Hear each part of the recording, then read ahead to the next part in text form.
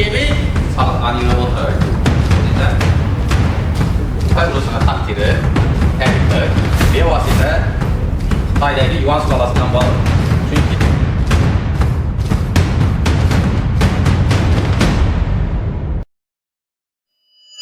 talabalar, bugungi mavzuyimiz Chig'atoy ulusi davlati. Bu davlat bizani O'zbekiston tarixida alohida o'rin tutadi. Ya'ni bu davlatning o'zi emas, Chig'atoy ulusi yashagan davr bizning tariximizda o'chmas iz qoldirgan. Masalan, qoya toshga bir naqshni o'yib yozadilar-ku, keyin shu o'chmaydi chiqasan, to'g'rimi? Xuddi shuningdek bu Chig'atoy ulusi. Nimaga ekanligini darsimiz davomida tushunasizlar. Hop, shundan elde men sizlarga bir savol bilan yuzlanaman. Qaranglar. Chig'atoy ulusi o'zi kimlarning davlati bu? Mo'g'ullarning davlati. Chunki Chingizxon bu yerni bosib olgandan keyin o'z o'g'illarini 1226 yoki 27-yilda o'zi bosib olgan hududlarning imperiyasini bo'lib berdi. Va ikkinchi o'g'li Chig'atoyga bizning hozirgi O'zbekiston, tarixiy O'zbekiston Mavrounnahr, Yettisuv va Sharqiy Turkistonni topshirdi. Mana shu hududlar Chig'atoyning nomi bilan Chig'atoy ulusi deb aytiladi. Manbalarda shundan keltirilgan. Ko'plab manbalarda Chig'atoy ulusi yoki Chig'atoy xonligi deyiladi yoki boshqa. Endi bizda hozir Chig'atoy deb aytiladi bu, o'zi aslında Chig'atoy emas, Chag'atoy ismi. Rus tilida ham Chag'atoy deydi, Mo'g'ullarning o'zlari ham Chag'atoy deydi, Turkiyaliklar ham Chag'atoy deydi, bizlar nimagadir Chig'atoy bo'lib o'tib qolgan. Xo'p, ana Mo'g'ullarning davlati, lekin nimaga o'chmaysiz qoldirganligi quyidagicha, qaranglar. Mo'g'ullar qaysi dinda edi bular? Shamanizm dininde, shamoniylik dininde ve bular Moğol edi bular, başqa xalq. Bize milletimiz qaysi millet dedik? Türk milleti. Ve dinimiz qaysi din edi? İslam dini. Yine qaranglar. Eng muhim nokta şu yerda. Dersimizde az tushunasizlar. Moğollar bizani zabt etdi, lekin bizani ata-babalarımız Türkiyle Moğollaşmadı. Eksincha ular Türkileşti.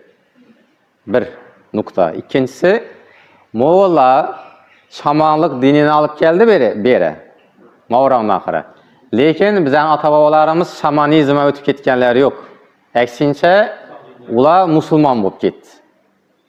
Ko'rdingizmi? Ana savol sizlarga.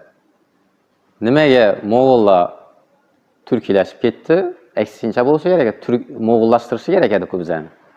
Va ikkinchi savol, nega ular İslam dinine girib ketdi? Nega bize şamanizmga girganimiz yo'q? Axir ular bizani yengdi-ku.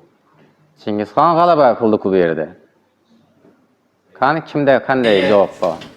Sebep Moğollar o'zida yetarlicha madaniy rivojlanish yo'q edi va shuning uchun mahalliy xalqlarni madaniyatini qabul etib qo'shadi. Ular ko'chmas bo'lgandan keyin bir hududdan ikkinchi hududga ko'chib yurgan va muqim yashab, ularda madaniyat yaratish vaqtdan bo'lmagan. Ular tezlik bilan bosib olish vaqtdan o'tib ketdilar davrini. Xo'p. Chig'atoy ulusini demak, mavzuga kirishni boshlaymiz. Chig'atoy ulusini xaritasi bu. Turli davrlarda Chig'atoy ulusi hududi yo kengayib turgan, yo qisman torayib turgan. Masalan, qaranglar. Chingizxon o'zini davlatini o'g'illarına bo'lib bergan vaqtida Chig'atoyga Mavrounnahrni berib turibdi. Lekin Xorazmni bergani yo'q. Çünkü geografik jihatdan Xorazm alohida edi. Ya'ni asosiy nimasi, poytaxti bilan birgalikda asosiy yer Jayxunning janubida edi. Ko'rdingizmi? Va Chig'atoy ulusini 1261-yilda egallab turibdi. Xorazmni. Shunchalik turma, yo tarayib yo kengayib turgan. Ana, keyin Gurganchni qamal qilgan vaqtlarida Chig'atoy boradi, bu yerda O'gedey boradi va boshqa farzandlari boradi. Nima uchun Gurganch qamali cho'zilib ketgan? 7 oygacha cho'zilgan, to'g'rimi? 6-7 oy. Sababi bu qamal vaqtida Chingizxonning o'g'illari bo'lgan Chig'atoy va O'gedey o'rtasida kelishmovchilik bo'ladi. Bir-biridan kelishmay qoladi. Nega? Chunki Xorazmni Chingizxon kimga tortiq qilgan? Jo'ji ulusuna. Chig'atoyga emas. Jo'ji aytadi Chig'atoyga, Xorazmni Gurganchni kam talofatlar bilan bosib olish kerak. Bu yerga zarar yetkazmas kerak. Bu meni davlatim deydi. Chig'atoy esa uning gapini ko'nmaydi. Chig'atoy o'zi 4 oğulun içində həm ötə qaxra qattıqlığı bilan ajralıb durur. Ana keliş almaya qalandan keyin atası Çingizxan ularning qamalini boshqa o'rindan oladidan, shundan keyin boshqa o'g'lini qo'ygandan keyin Gürgench egallanadi. Buni nimaga aytayapman? Keyingi davrlarda nega Amir Temur 5 marta yurish qildi? Nega Xorazm Amir Temur'a, ya'ni Xorazm amirlari Amir Temur'a qo'shilmadi? Xorazm amirlari qo'ng'iratadi ular. Altın O'rdani bevosita shular bilan qarindoshadi va Xorazm o'zini Jo'ja ulusunda hisoblagan. Biz Jo'ja ulusining tarkibiy qismimiz, Chig'atoyniki emas deb. Ko'rdingizlarmi? Xo'p, Chig'atoy ulusini harakatiga qaraydigan bo'lsak, tushunib tursa, u davlatning hududi Amudaryo bo'ylaridan to Oltoygacha bo'lgan hududlarni o'z ichiga qamrab olgan. Qisqacha qilib aytadigan bo'lsak, aniqlashtirib, g'arbda Xorazmgacha bo'lgan hudud, Xorazm kirmagan, Xorazmgacha, sharqda esa Kunchiqarda Oltoygacha, Sharqiy Turkistongacha bo'lgan hududlarni o'z ichine qamrab olgan. Ba'zi bir davrlarda ana Kobulni bosib olganlar, Baliqni, Xorazmni bosib olgan, yoki bo'lmasa Yettisu va Sharqiy Turkiston qo'lidan ketgan Chig'atoyliklarni shunatib, yo qisqarib, yo kengayib turgan. Xo'p. Hududi haqida aytdik. Poytaxti, Chig'atoy ulusining poytaxti Olmaliq shahri bo'lgan. Olmaliq shahri qayer? Hozirgi kunda bu shahar mavjud emas. Undan faqat xarobalar qolgan. Hozirgi kunda G'ulja degan shaharning atrofida joylashgan xarobalar. G'ulja qayerda? Sharqiy Turkistonda. Xitoyning eng g'arbiy chekkasi bu G'ulja. Ko'rdingizmi? G'ulja. Qirg'iz, Qozog'iston. Qozoq bilan mana Xitoyning chegarasi. Xo'p, Chig'atoy ulusi davlati demak tashkil topdi. Chig'atoyning o'zidan boshlaymiz. Chig'atoy demak shaxsiyatiga to'xtaladigan bo'lsak, Chingizxonning ikkinchi o'g'li. Chingizxon bilan deyarli barcha janglarda birga qatnashgan Chig'atoy. Xorazmshohlar davlatining egallanishida, undan oldin Mongoliyaga tutash hududlardagi janglarda va eng asosiysi Sind daryosi bo'yidagi jangdan keyin Jaloliddin Manguberdidan taqib qilishni ham Chingizxon Chig'atoyga topshirgan. Va hokazolar. Keyin otasi Chingizxon vafot etgandan keyin Chig'atoy bironta harbiy yurishlarda qatnashmaydi. Faqat davlat ishlari bilan mashg'ul bo'lib qoladi. Keyin taxt varislikka tayinlanish vaqtida, masalan, kimni tayinlaymiz deganda, Chig'atoy O'gedeyni nomzodini qo'llab-quvvatlagan. Xo'p, Chig'atoy yuqorida ta'kidlanganidek juda qattiq qo'l bo'lgan, yasoq qonunlarına so'zsiz amal qilgan va qo'l ostidagilardan ham shuni talab qilgan. Bilasizlar, yasoq ko'chmanchilarni konstitutsiyasi bu Chingizxonning qonuni, qonunlar to'plami. U shariatga ba'zi bir moddalari to'g'ri kelmaydi. Ko'plab moddalar desak ham to'g'ri kelmaydi bir-biri bilan. Shuning uchun ham Chig'atoy bu Morovon Naxirdagi, Yettisu Sharqiy Turkistondagi musulmonlarni agar ular yasoqni buzadigan bo'lsa, juda qattiq jazolagan. Shuning uchun musulmonlarning dushman sifatida ham manbalarda tasvirlanadi. Uni yomon ko'rganlar mahalliy xalq. Masalan, bironta musulmon, qaranglar, tasavvur etinglar, Chig'atoy davrida bironta musulmon masalan qurbon hayiti bo'ladigan bo'lsa, yo boshqa qo'chqor qo'yini qurbonlik qilajak bo'lsa, uni ochiq-oshkora so'yib bilmagan. Chunki bu yasoq yoki umuman ko'chmanchilar odatine zid bo'lgan. O'zi shu dinni o'zi qurbonlik qilish, qo'chqor qo'yni. Bu bir, yana ikkinchisi, bironta musulmon oqib turgan, o'zini oldindan oqib turgan oqar suvda oshkora tahorat qila olmagan, yuvina olmagan. Bu ham yasoqqa 100% qarama-qarshi to'g'ri kelmaydi. Chunki yasoq ko'chmanchilarniki, ko'chmanchilar esa shamanizm dinida, to'g'rimi? Shamanlikka ko'ra suv muqaddas, uni o'zini ilohi bor. Hozirgi kungacha Oltoy hududlarida bu an'analar saqlanib qolgan. Bironta inson Oltoylik bo'lsin, shu shaman bo'lsin, o'zidan o'zi suvga tushib yuvinib bilmaydi. Ya'ni oqar suvga, daryoga. Bu daryoga tushishdan oldin, oddiy shu yuvinishdan oldin, daryoda yuvinishdan oldin u suvni ilohimdan ruxsat so'raydi, ya'ni buyuk shamandan. Shuningdek, bizlar uchun noodatiy eshitiladi bu. Lekin bizning shu xatti harakatimiz ular uchun noodatiy, juda qattiq gunoh hisoblanadi ularda. Suvni ifloslantirish, oqar suvni ilohini ruxsatisiz yere tushish va hokazolar. Ana shu nuqtai nazardan qaraganda Chig'atoy musulmonlarni, yasak qonunni buzgan musulmonlarni juda qattiq jazolagan. Xo'p. Shuning uchun ham ba'zi tarixchilar aytadi, aynan shu qahri qattiqligi, qarorlarni tez qabul qilganligi uchun ham Chingizxon balki Chig'atoyni emas, Ugedeyni voris sifatida qoldirgan bo'lishi mumkin deb. Ugedey boshqa aka-ukalarga qaraganda, ayniqsa Chig'atoyga qaraganda nisbatan bag'ri kengroq bo'lgan. Ugedeyni bilasizlar, ha? 1241-yilda vafot etadi Ugedey, buyuk hakam bu. Shungacha Chig'atoy Ugedeyni maslahatchisi sifatida faoliyat yuritgan. Quyidagi slaydda Chig'atoy xonlarini ko'rib turibsizlar. Xo'p, Chig'atoy vafot etgandan keyin Chig'atoy ulusida jami 23 xon almashdi. 23 xon, bu yerda hammasi yo'q. 23 xon almashdi. Bu ham qaranglar, zo'r ma'lumot bu. Davlat necha yil faoliyat olib bordi, qaranglar. 100 yildan sal-pal ko'proq, ha? Lekin 23 xon almashib turibdi. Bu xonlarni beqarorligidan dalolat beradi, ularni boshqaruvi beqarorligidan. 1 yilda, hatto 1 oyda ham almashgan xonlar bo'lgan. Ya'ni global kontekstda qaraydigan bo'lsak, Chig'atoy ulusi juda buyuk davlat bo'lmagan. Oltin O'rda kabi yoki Yuan sulolasi kabi, lekin O'zbekiston tarixida o'chmaysiz qoldirgan. Ya'ni davr. Xo'p, qizil bilan belgilaganlarim az darsda to'xtaladigan asosiy xonlarimiz. Barak xon, Duo xon, Kebek, Alovuddin Tarmashinlar, ular asosiy xonlar. Ya'ni katta iz qoldirganlar. Va oxirgi xoni bilasizlar, Qozon xon. Chig'atoyning oxirgi xoni 1345-46 deb aytiladi. Undan keyin Qozon xonni kim taxtdan tushirdi? Amir Qozog'on. Amir Temurdan sal ilgariroq bu. Amir Qozog'on.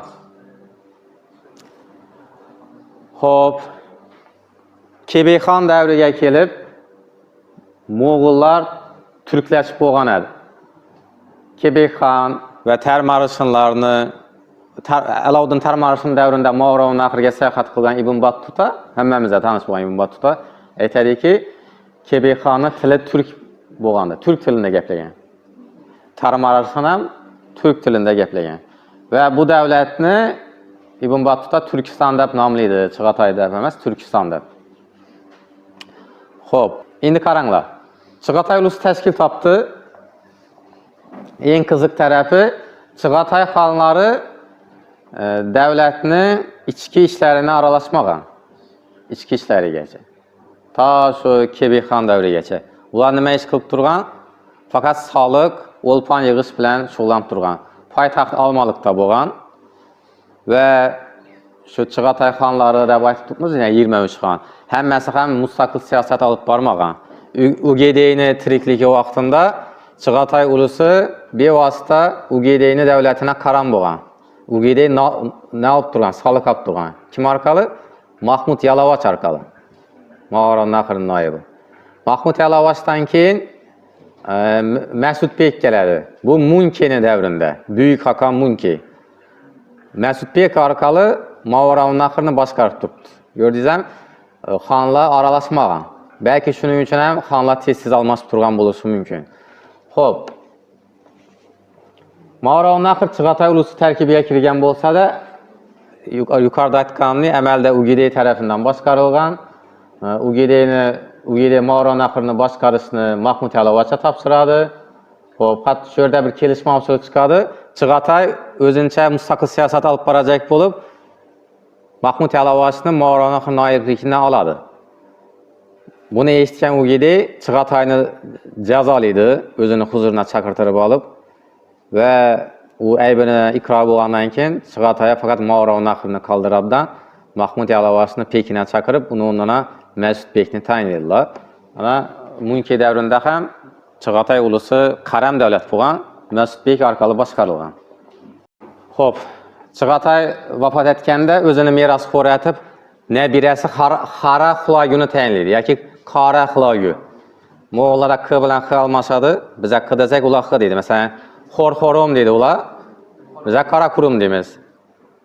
X dəb aytadı. Məsələn, Xongrat dedi. Kongratlar üsyandan yəni, Xongrat, bizə Kongrat deyimiz. Qara Xulagünü taxt varisi deb e'lon qiladi. 1241 yılda Büyük Hakan vafot etadi. U gedi biraz vaqt o'tgach Chig'atay ham bu dunyodan o'tadi. Endi u gedini o'rnina u xonbalıqda Pekinda taxtga kim keladi? Büyük Hakan Guyuk Xon keladi. U gedini o'g'li bu. Guyuk Xon. Chig'atay ulusini tarixi, taqdiri Yuan sulolasi bilan bog'liq bo'lib turibdi-da. Chunki qaram ulara. Guyuk Xon aytadi, nabira o'g'il turgan vaqtida nabiraga kim qo'yibdi hukmdor bo'lishni deb Xara Xulaguni taxtdan tushirib, o'rnina kimni qo'yadi? Yesi Munkini tayinlaydi. Ya'ni Yesi Munki Chig'atayning katta o'g'li bo'lgan. Shuning davlatda siyosiy kurashga ketadi taxt uchun. Keyin Guyuk Xon vafot etadi bu yanda xonbalıqda Chingizlar o'rtasida endi butun bir Moğol imperiyasi uchun taxt uchun kurash ketadi. Batunun yordami bilan Tulun o'g'li Munki Büyük Hakan bo'ladi. Shu yerda bir narsani tushunib olishimiz kerak. Sal tushunarsiz bo'lib turibdi. Munki kim? Batu kim? Ina qaranglar. Yana takrorlayman. Chig'atay ulusini taqdiri, tarixi bevosita Xitoydagi Yuan sulolasi bilan bog'liq. Chunki dastlabki o'zini bir 40-50 yillik tarixida Chig'atay ulusi qaram davlat bo'lgan. Ulara, Ugideylari. Chingizxon Moğol imperiyasining Büyük Hakoni. Chingizxondan keyin 2 yil Tulu bo'lib turadi. Va imperator sifatida emas, Büyük Hakon emas, vaqtincha regent deydilar uni. Lekin haqiqiy Hakon Ugidey keladi 1229-yilda. Ugideydan keyin uni o'g'li Guyuk Xon Moğollar imperiyasining Büyük Hakoni bo'ladi. Guyuk Xondan keyin an'ana buziladi. Taxtga Ugideyni naslidan emas, kimni nasli o'tiradi? Tulun o'g'li Munki o'tiradi. Ava, Batuni nimasi bilan qo'llab-quvvatlari. Munki keladi. Tulun o'g'li debman. Tulunning nabirasi Munki taxtga o'tiradi. Munkidan keyin Munkining ukasi Xubilay Xon Büyük Hakan bo'ladi. Bu Xitoyda bo'lib turibdi bu voqealar. Endi shu Ugideyni boshqa o'g'lidan bo'lgan Xaydu degan nabirasi bo'ladi. Xaydu bilan Xubilay Xon o'rtasida Moğollar imperiyasi taxt uchun kurash ketadi. 30 yil urushadi ular. Tasavvur etibmisizlar? O'zi Xaydu Ugideyni saroyida tarbiya topgan, xonbalıqda, lekin Ugidey keyin Guyuk Xon o'lgandan keyin taxtda Munki kelami, Tuluni naslidan bu taxt uchun kurashib bosdi. Xaydu Xon. Nima deydi Xaydu Xon? Ya men boshda aytgan gapni aytadi. Chingizxonning shunday vasiyati bor. Ugideyning naslidan biron bir erkak tirik ekan, taxtga hech kim o'tirishi haqqi yo'q. Faqat Ugideyning naslidan bo'lganlar o'tiradi. Uni naslidan hech kim bo'lmasa erkak zotidan ana boshqalar o'tirishi mumkin degan vasiyatni aytgan deb, ya'ni emishki, shunday vasiyat aytgan emish, shu vasiyatni ko'tarib beradi Xaydu. Shuning uchun Xubilay Xon bilan 30 yil kurashadi. Ya'ni taxtda men asli da'vogarman deb. Bu kurashda Xubilay Xon g'olib kelib, uni Xayduni aslında Munki davrida Tarbag'atay degan joyga surgun qiladilar. Tarbag'atay hozirgi kunda qayerda joylashgan? Bu shun cho'l, Sharqiy Turkistonda joylashgan. Tarbag'atayda Xaydu boshqa qo'shini bo'lmagan, Sekana, Jo'ji ulusi, Batu, Berkani qo'llab-quvvatlovi bilan qo'shin to'playdi va taxt uchun kurashib boshlaydi. Asta-sekin Chig'atay ulusini sharqiy hududlarni egallashni boshlaydi Xaydu. Bu Xaydu bilan Xubilayning o'rtasidagi 30 yillik kurashda asosiy zararni biza ko'rganmiz, ya'ni Chig'atay ulusi. Asosiy zarar biza. Nega? Buni hozir tushunamiz. 1269-yilda Talas qurultoyi chaqiriladi. Talas bilasizlar, Talas daryosi bo'yi Talas vodiysi deb aytiladi. Qirg'iziston, Qozog'iston hududlarida joylashgan bu. 1269-yılda Baxarda Ugedeynin nəbirəsi Xaydu həmmə Moğol şahzadalarını Kurultaya təklif qıladı. Nima üçün? Şu dövrdəki dünyanı qayta taqsimlaş üçün. Bu Kurultaya kələdi Çığatay ulusundan Bərək xan, Bərək isimli Çığatay xanı bolğan, Cüyəcə ulusundan Məngü Temur gələdi və şördəki başqa Moğol şahzadalarından Qıpçaq xan və Berkəçerlər qatnaşadı. Xaydu şu yani yukarıdaki yapmaktadır. Taxta məndə o gəlmən, bu bir. İkinciden, indi bu Moğolların ortasındaki uruşlarını toxtatalı, tinç və ittifaqda yaşaylik və bundan keyin şəhər və qışlaqlarının tələşini, adamlarının, mal koylarının tələşini toxtatalı deyib şimdi bir toxtama kelişi üçün Kurultay çakıradı. Və şu yerdə dünyanı, şu özünün ətrafındaki dünyanı taqsimlab alarlar. Yəni tarixdə bax, o Viyana Kongresi var, yəni o başqa Antanta ittifaqları başqalar var, Versal Teşvik Şərtnamə dünyanı böyle baxa. Xuddi şuningdek, şunda heç farq qılmaydı Tələs Kurultayı. Hop, Moğol tarixçiləri, hazırki zamanəvi Moğol tarixçiləri Tələs Kurultayını juda nima deydi? Bizni tariximizə, Moğollar tarixinə juda səlbi təsir göstərtkəndə kuyunub yazadılar. Əfsus ki, şunday oldu deyib. Moğollar imperiyası üçün səlbi akıbətlər alıb gəldi. Bizə tariximiz üçün isə icabi akıbətlər alıb gəldi. Tələs Kurultayında Xaydu Çığatay ulusundan Bərək xandan, Çığatay ulusunu juda katta qismini tartib aladı. Yettisu və Şərqi Türkistanını. Çünki yəni şöyle o koşun toplab, şöyle basıb ağanadı. Yettisu Şərqi Türkistan, Tələsinin boylarını və Bərək xana Mağaravun axırını 3-dən 2 qismini qaldıradı. Şunu tutmuşlar? Mağaravun axırını 3-dən 2 qismini Bərək xana qaldıradı, Çığatay xanına. Qalan qismini öz aladı. Yəni Fərqananam öz aladı. Buna akıbətləri nimələri alıb gəldi? Cüdə kətdə akıbətləri alıb gəldi. Nimə bu oldu? Tələs vadisini görübdüslər. Moğol tarixçiləri cüda əfsus bilən yazadığın akıbətlərinin birincisi, indi Yettisu bilən Şərqi Türkistan Xaydunu qolasını ötkəndən keyin yerdəki Moğol qabilələri necədədir? Mağaravun axıra köçüb gələdilər. Nimə oldu? Köçmənçilər oturaqlaşdı. Birinci akıbət. Moğollar oturaqlaşadı. Bu bir. İkinci, Tələs Kurultayının ikinci akıbəti Moğol köçmənçiləri, köçmənçi Moğollarının türkiləşişi tezləşədi. Yettisudan bizə Buxara, Samarkand, Qaşqadara gəldidən bunlar türkiləşişi tezləşib gedədi. Cəlayir, Bərlas deyən qabilalar, Duqlat deyən qabilalar əvvəl Şərqi Türkistanda yaşağanlar. Bu ikinci akıbət. Üçüncü, cüda kəttə səlbi akıbəti əvvəl şamanizm dinində boğan Moğollar indi İslam dininə girədilər. Yəni Moğollarının İslamlaşışı tezləşədi. Dördüncü akıbəti Çığatay ulusu ikiyə bölünüb gedədi. Mağaravun axır və ikinci qismi nədə baytıladı? Moğolistan. Yəni Şərqi Türkistan və Yettisu. Fərqanəyə, qaran, etibar bərinlər. Fərqanə həm qoşuladı ona. Fərqanə həm Yettisu və Şərqi Türkistan bilən birgəlikdə Moğolistan da baytılıb başlanadı. Fərqanə vadis. İndi şöyle bir nərsə. Bizə bugün Moğolistan da baytıladan dövlət aslında o Mongoliya.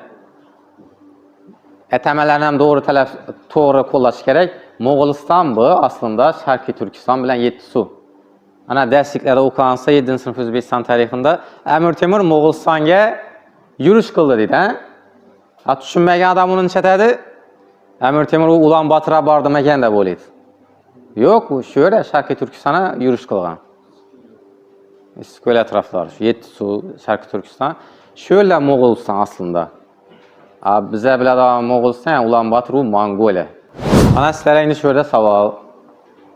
Niyə Moğollar Türkləşdi, Türklər Moğollaşmayı tutdu? Bu da nəzər Atikan. Niyə? ko'chmanchiliklarning o'tiraqlashish jarayonida ko'rishimiz mumkin. Ma'lum bir ma'noda ularning tabiatida, kuzatiladi, shunday hayot tarzida o'zgarishlar bo'ladi.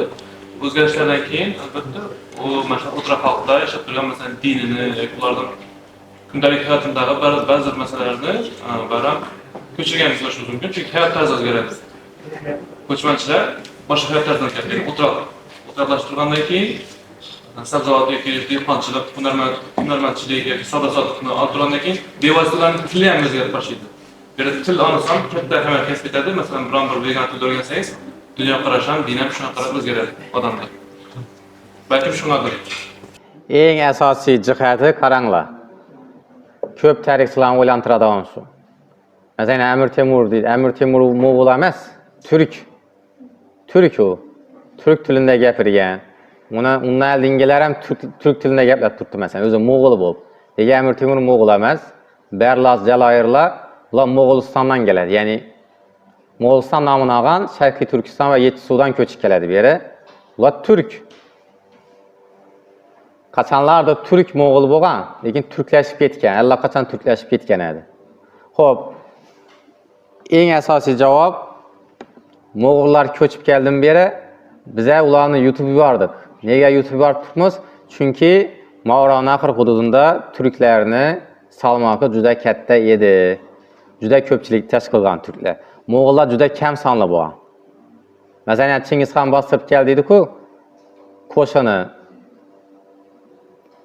asosiy qismi mo'g'ullardan iborat bo'lmagan. Bu bir. Mo'g'ullarning o'zi ko'p sonli bo'lmagan. Ko'p sonli xalq emas mo'g'ullar. Shu narsani tushunsangiz, ko'p savollarga javob topsa bo'ladi. Juda oz bo'lgan bular va bizlarga ko'chib kelganlar ham juda oz bo'lgan. Bizning ota-bobolarimiz madaniyati kuchli bo'lgan va son jihatdan ham bular ustun bo'lgan.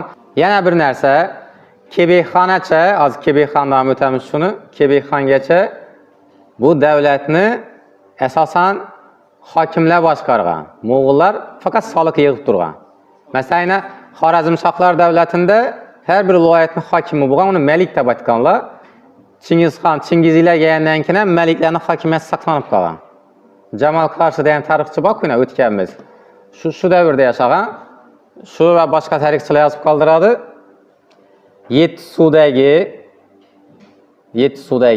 Sharqiy Turkistondagi hamma hokimlar turk bo'lgan. Ya'ni malik unvonli barchasi turk bo'lgan. Ya'ni Chingizlar boshqarmagan Chig'atay ulusini. Ya'ni ichana girib ketmaganlar. Faqat poytaxtda o'tirganlar, Olmaliqda, G'uljada va mahalliy hokimlardan turklar orqali soliqlarni yig'ib o'tiravergan. Ko'rdingizmi? Aytishingiz mumkin, Chingizxon bizani yengmadi. Balki bizning ota-bobolarimiz Mo'g'ullardan ustun keldi. Chingizxon keldi, Mo'g'ullar keldi, vayron qildi, boshqa qildi. Baribir bizning ota-bobolarimiz ustidan g'alaba qozonmadi. Aksincha, bizning madaniyatimiz ustun kelgani uchun Mo'g'ullarni yutib yubordik. Xuddi shunday holat yana qaysi davlatda bo'lgan? Bizlar yandosh. Xitoyda bo'ldi shu. Mo'g'ullar bu yerda Yuan sulolasini asos soldi, lekin xitoyliklar mo'g'ullashib ketgani yo'q-ku. Chunki ular son jihatdan ko'p, chunki ular madaniyati yuqori bo'lgan o'tiroq madaniyat. Ko'rdingizmi? Endi shu narsani hech qachon yoddan chiqarmaslik kerak. Hozir 21-asrda har xil voqealar bo'lib turibdi-ku dunyoda. To'z to'polonlar bo'lib turibdi. Qaranglar.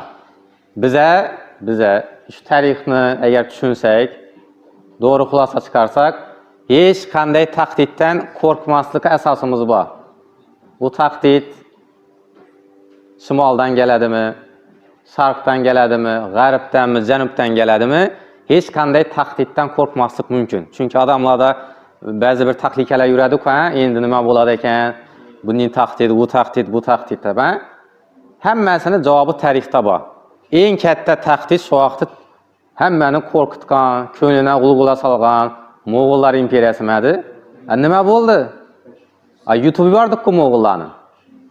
Demak, ota-bobolarimiz qilgan ishni qilsak, bizlar ham g'olib kelamiz ekan bu maydonda. Ya'ni maydon umumiy ma'noda har qanday yo'nalishdagi maydon. har qanday jabhaday.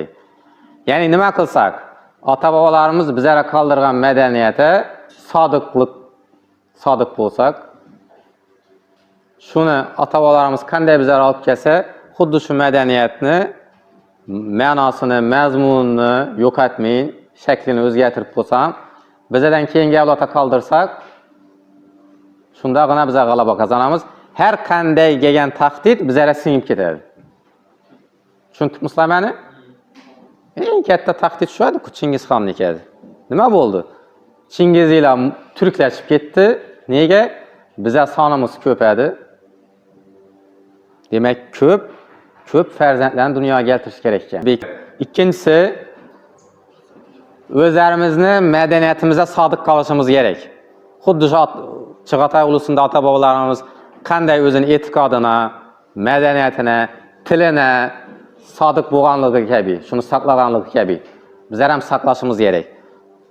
Va shu madaniyatimizni biza o'zbek madaniyati deb aytilsa, shuni biza bekami ko'z avaylab, asrab, parvarish qilsak, har qanday kuchli, biz hozir bugungi kunda kuchli deb biladigan madaniyatlar, qo'shnilar shunday madaniyatlar, sivilizatsiyalar bizlarga kelsa, ularning kelishidan qo'rqmasligimiz kerak. Chunki bu global dunyo, eshiklar ochiq, beklab bo'lmaydi, kelib turibdilar. Qo'rqmasligimiz kerak. Biz kuchli bo'lsak, bizlarga singib ketadi ular. Tushundingizmi? Xuddi Mo'g'ullar, shamanistlar islom diniga singib ketgani kabi. Shu eng katta xulosa bugun oladigan. Tushundingizmi? Xo'p, Kebek xonning islohoti. Chig'atoy ulusida eng asosiy sultonlardan biri. Kebek nima qildi? Kebek o'zi kim? Kebek adolatli sulton bo'lgan, birinchi, adolatli bo'lgan. Ibn Battuta hammasi yozib qoldiradi. O'zi shamanist bo'lsa-da, musulmon ruhoniylari bilan, ulamolar bilan ko'p suhbat qilib turgan Kebek xon. Hatto bir suhbatda eshitdinglar, bir musulmon ulamasini aytadi. Sizlar islom dinini maqtayverasizlar, men shamanistman. Qur'onda hamma narsa bor deb aytasizlar. Qamma topib meni ismim Qur'onda bor ekan deydi. Ibn Battuta yozib qo'ydi shuni, olib o'qinglar. Va shu musulmon olimi, hozir ismi yodimda yo'q, Qur'ondan Kebekni ismini topib beradi. Yani arab tilida bu, masalan, oldingi so'zdagi bir qo'shimcha, ke degan qo'shimcha, arg'i so'zdagi boshqa bir qo'shimcha bilan, sufiks bilan qo'shilgan Kebek bo'ladi. Shuni topib beradi. Nima dedi? Keyin Kebek xon qayli qoladi. Qur'onda hamma narsa bor ekan bu deb. Ya'ni ko'rdingizmi, sodda bo'lgan, samimiy bo'lgan, kibrli bo'lmagan, adolatli bo'lgan ham desa. Eng katta ishi ikkita islohot qiladi. Ma'muriy islohot. Shuni tushunib olinglar, qaranglar. Kebek xongacha davlatni, demak, davlatning ichini sultonlar maliklar boshqargan, Xorazm Shohanishtoylardan qolib ketgan, shu an'ana davom etib kelayotir, otadan bolaga qolib borayotir mahalliy hukmdorlar. Lekin qarasa Kebek xon bular markazda bo'ysunmaydi, poytaxtda hammasini yo'qotadi. Naslini qirqadi, hammasini yo'qotib, ma'muriy islohot o'tkazadi va davlatni ma'muriy birliklarga bo'lib tashlab, ularga tuman degan nomni beradi. Va bu ma'muriy birliklarga hokimni kim tayinlaydigan bo'ladi endi? Hukmdorning o'zi. Ko'rdingizmi, nima bo'ladi endi? Mahalliy hukmdorlar, hokimlar. Faqat markazga bo'ysunadigan bo'ladi. Keyin ikkinchi islohoti, pul islohoti. Har xil pullar yurtdi, hammasini yo'qotadidan 2 xil tanga joriy qildi, 2 xil pul joriy qiladi. Dinar, oltin tanga va kumush dirham. Oltin tangani og'irligi 14 gram, dirhamniki 8 gram.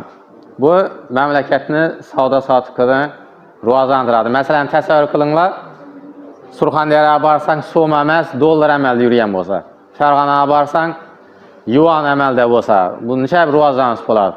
Xuddi shuningdek, faqat bir valyutani joriy qildiradi.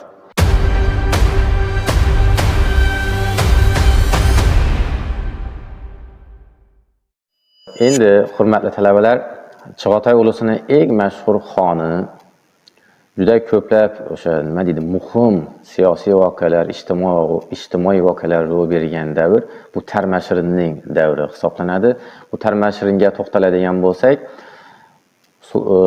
xon Tarmashrin haqida marokashlik arab sayyohi, o'sha barchamizga ma'lum bo'lgan Ibn Battuta batafsil ma'lumotlarni qoldirgan. Ibn Battuta Tarmashirin saroyida uning huzurida 54 kun mehmon bo'ladi va nimani ko'rgan bo'lsa barchasini yozib qoldiradi. Nimasi bilan muhim Tarmashirin? Xo'p, biz Chig'atoy ulusi dedik. 1269-yilda bu Chig'atoy ulusida tub burilishi yasab yuborgan Talas qurultoyi haqida gapirdik. Mo'g'ullarning turklashishi, Mo'g'ullarning islom diniga kirishi haqida gapirdik. Ya'ni bu barchasiga Talas qurultoyi bu turkiy vazifasini o'tab bergan.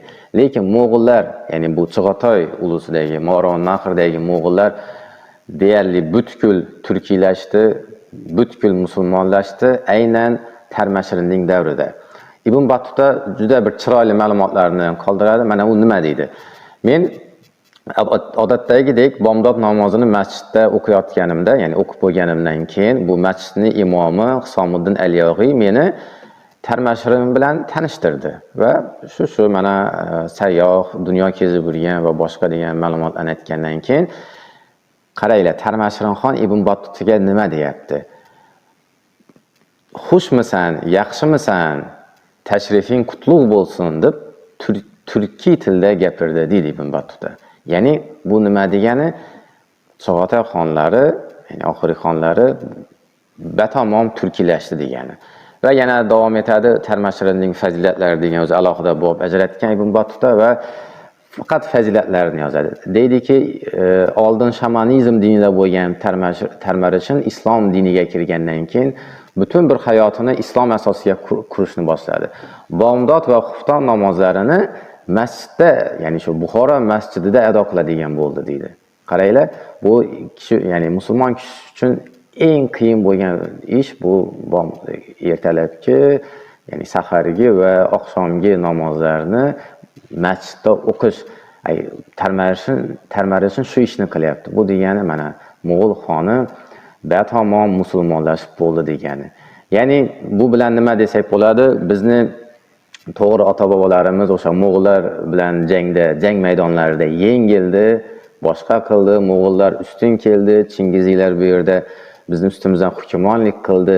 Lekin bu madaniy olamda, bu ichki bir ruhoniyat olamida bizning otalarimiz, bobolarimiz Mo'g'ullar ustidan g'olib keldi desak bo'ladi. Ya'ni Mo'g'ullar bizga keldi va biz Mo'g'ullarni o'zimizning madaniyatimizga, o'zimizning tilimizga singdirib yubordik. Ya'ni biz Mo'g'ullashmadik, biz ularni tilini olmadik, biz ularni diniga kirmadik. Aksincha Mo'g'ullar turkiylashdi, Mo'g'ullar bizni o'sha mahalliy xalqni diniga kirdi. Bu mana Chig'atoy ulusini eng o'sha qaymoq joyi mana shu yer hisoblanadi, ya'ni eng zo'r nuqtasi shu hisoblanadi. Yana Ibn Battutaga qaytadigan bo'lsak, Ibn Battuta boshqa fazilatlarni ham aytadi. Bir kuni peshin namozi vaqti bo'ldi va masjidga kirgandan keyin o'sha muazzin azon aytdi. Azon aytgandan keyin bir kishi kelib o'sha Hisomiddin Aliyog'iy degan masjid imomiga aytadi: Tarmashinxon namozga kechikib kelyapti. 1-2 daqiqa sabr qilib tur, u kelgandan keyin namozni boshlab yuboramiz dedi. O'shanda Hisomiddin Aliyog'iy degan o'sha Buxoro masjidining imomi hammaga eshitarli qilib, namoz Tarmashin uchunmi yoki Xudo uchunmi dedi. Qaranglar va namozni boshlab yuboradi. Ibn Battuta aytadi, namozni o'rtasiga kelganimizda xon o'sha masjidga kirib, odamlar poyabzalini yechadigan ostonada namozni o'qib olgan va namoz tugagandan keyin xon Hisomiddin Aliyog'iy bilan Ibn Battutaning oldiga kelib, arab sayohiga qarata shunday dedi: Sen o'z mamlakatingga qaytib borganingda ajamlarning kambag'allari turklar sultoniga qanday muomala qilishini aytib bergin. Endi arab sayohiga yana murojaat qilamiz va Tarmashinning boshqa fazilatlariga to'xtalamiz. Va aytadiki, Tarmashin juda oddiy bo'lgan, oddiy kiyimlarni kiygan va o'sha yurgan yerida, deylik, o'sha masjiddan chiqib saroyga o'rdu deb aytadi uni, o'rdiga boradigan masofagacha odamlar, ya'ni kambag'allar, faqirlar unga murojaat qilganlar, arzdodini qilganlar. Shu yo'lda ketayotib ham odamlarning arzdodini eshitib, o'sha muammosini hal qilib ketgan ekan. Shu bir. Va yana ko'plab ma'lumotlar keladi. O'sha nima Tarmashin turk tilida gapirganligi, turk tilini boshqa tillardan ustun qo'yganligi, davlatning poytaxtini Buxoroga ko'chirganligi, ko'chmanchilik odatlarini, rasm-rusumlarini yig'ishtirib qo'yib, mutlaq shu o'troq hayotga o'tganligi haqida ma'lumotlar keladi. Va Tarmarishin nega taxtdan ag'darildi degan masala ham o'sha kitobda keltirilgan sayohatnomada. Ibn Battuta aytadiki, Tarmarishin bu ota-bobosi bo'lgan otasi bo'lgan Chingizxonni yasoq qonunlariga amal qilishni to'xtatib, Qur'onga amal qilib boshlaganligi uchun bu bir, keyin o'sha ko'chmanchilik hayotidan voz kechganligi, shamanlikdan voz kechganligi uchun va poytaxtni Buxoroga ko'chirganligi uchun va Olmaliqdagi qurultoylarga bormaganligi uchun bu Chig'atoy shahzodalari unga qarshi isyon ko'taradi. Shuningdek, Tarmarishin Mo'g'ullarni avvaldan qolib kelayotgan bir necha odatlarini o'sha man qilgan edi. Bulardan biri ziyofatlar. Ziyofatlar berishni to'xtatadi. Ya'ni katta to'y bazmlarga chek qo'yadi. Ya'ni o'zi oddiy hayot kechirgan, kamtarin hayot kechirgan va barcha Mo'g'ul xon shahzodalaridan ham, beklardan ham shuni talab qilgan. Bu va boshqa uning sifatlari bu Mo'g'ul shahzodalarini unga qarshi isyon ko'tarishga olib keladi. Endi Chig'atoy ulusini o'sha oxirgi davrlariga, uni inqiroziga, so'nishiga to'xtaladigan bo'lsak, Chig'atoy ulusini oxirgi xoni bu Qozonxon hisoblanadi. Qozonxon 1346-yilda Turk aristokratiyasi, ya'ni o'sha oqsuyaklari, zodagonlari bilan bo'lgan jangda yengilgandan so'ng Movarounnahrda hokimiyat Amir Qazog'on qo'liga o'tadi. Mana shu ikki shaxsni adashtirib yubormaslik kerak. Qozonxon bu Chig'atoy xoni, oxirgisi Qazog'on esa Chig'atoy ulusiga nuqta qo'ygan, ya'ni uni o'sha inqiroziga olib kelgan turk aslzodasi, turk sarkardasi hisoblanadi. Xulosa qilib aytadigan bo'lsak, bu Chig'atoy ulusiga barham bergan xon Amir Qozog'on hisoblanadi. U qonuniy tus berish uchun, ya'ni legitimlikni saqlab qolish uchun taxtga Chig'atoy naslidan bo'lgan Qo'g'irchoq xonni qo'yadi. Amalda o'z davlatni boshqaradi, lekin mana xalqni yodida qolgan bu yasoq qonunlar va boshqa taxtga Chingizzodalar o'tirishi kerakligi uchun ham nomigagina Chig'atoy xonlarini Qo'g'irchoq xon qilib qo'yadi va buning siyosatini Amir Temur ham davom ettirgan.